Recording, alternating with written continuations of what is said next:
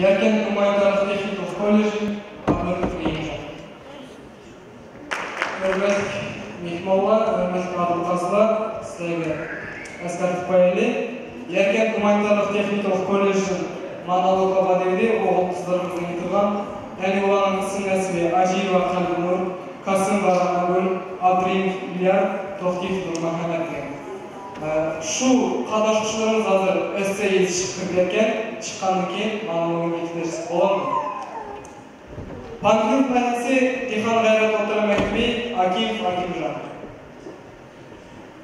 Кешірсіздер, рәсетші жігіт, сіз қазірде мадалық оқылған жігітлердің әмісінеке, спесісіңіз бізге әйкімі, шар-шар оқпайдыңыз біз бірден кейінді бір ұятлап баланымыз. Assalamu alaikum hürmetli mihmanlar. İsmim Akimov Akimjan. Yakınlara icadiyetimden ecdatlar avazı. Ana dilim, jürgümden ansi. Jürek ana, men senindim yaradım. Ana dilim, ecdatlarım avazı. Şu avazda men gülmem, yandım. Ana dilim, sen var küçük vaktim men. Sen var için alemca sal men. Ana dilim, dana dilim, baylığım. Şuma seni, kim kalbimden sürmen. Sen yazdı, şairlarımın kalbi. Hem senindi terbiyetin güzelliği. Ana dilim, sende var küçüküre. Töker sana insanlar yüz mihrini.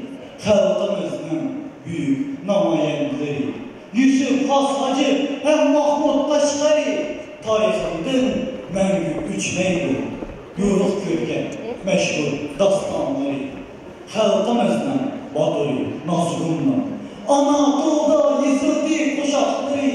Büyük şair İlya'nın şiiri de can dərdə yazılan mısraları. Ana dilim, dana dilim dedir ama. Ana dilim münevverdir bu dünyada. Ana dilim köklügen sen baharım. Şuna sana bulup aldım men şeyle.